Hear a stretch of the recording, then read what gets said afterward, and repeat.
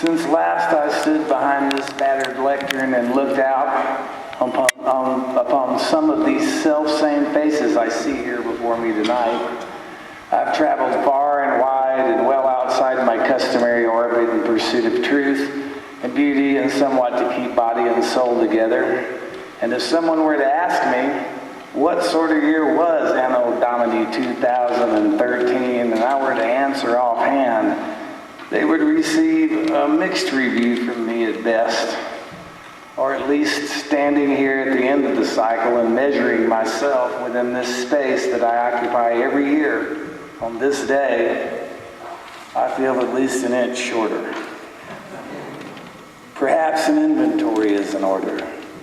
A review of my annual itinerary, complete with an accurate tally of all its ups and downs and ins and outs. I'm not talking about some ambiguous New Age questionnaire ripped from the back pages of a magazine. Remember magazines?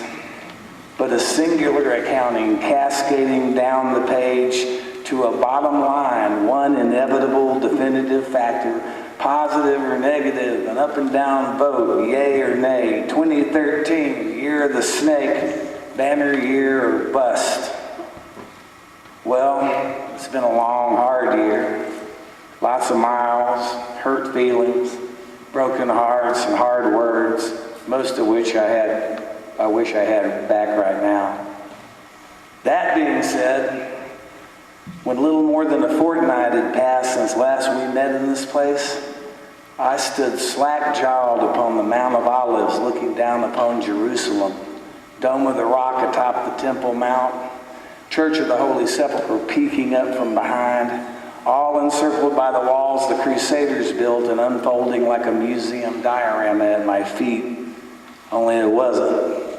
It was real, and I had to pinch myself twice before returning to reality and the business at hand. An album of songs by a Jewish singer-songwriter backed by a half-Israeli, half-Palestinian band recorded in a studio in East Jerusalem. And then I pinched myself again.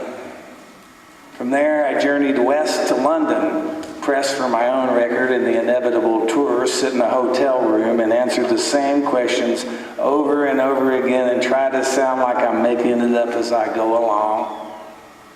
And I saw Mark Rylance, the greatest Shakespearean actor of our time, perform the tragedy of King Richard III with an all-male cast in Elizabethan dress and then stumbled down Shaftesbury Avenue, drunk with language and haunted by regret that I never saw his Hamlet, and making a solemn promise to myself that if I am spared, that I will be there with bells on to see his Lear.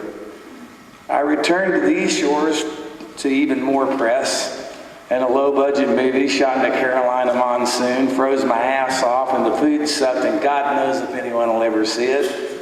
But I sang with the Allman Brothers Band in New York City, the Levon Helm Band in Austin, and Jorma Kaukonen in the wilds of Ohio, and that was before Easter. Back across the pond again in May. London, Paris, Amsterdam, fronting the best band I've ever shared the stage with.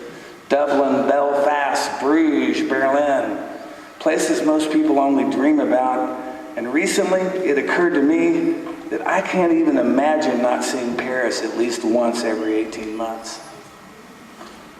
Climbed on a bus in the middle of June, 100 shows in 5 months, 17,000 overland miles. But I got 2 days off in Montana to fish the mighty Yellowstone River, where I caught my first native cutthroat trout from a drift boat beneath a cliff covered in swallow condominiums, while the tiny tenants above peeked out as if to make sure I was going to let him go. Now, there was the time the bus slid off in a ditch in a freak snowstorm at the top of Independence Pass. Long night at 12,000 feet, lots of bad jokes about the Donner Party. I suppose I could put that experience in the negative column. But the refrigerator was full, and the satellite TV worked just fine, until the world's largest record dragged us up to the top of the mountain and turned us around and sent us back the long way around with our tails intact between our legs and conceding defeat to our mother, the mountain. I retained a divorce attorney. That sucked. Actually, I retained 2 of the motherfuckers. Passed a couple of kidney stones. And then I saw Mark Rylance and company perform both 12th Night and Richard III all in one day, and in between the shows, I walked from one end of Times Square to the other, gawking like a tourist, and ate empanadas from a truck on the street. And when it was all over, it was freezing outside, but I wasn't quite ready to go underground, so I walked all the way home to the village.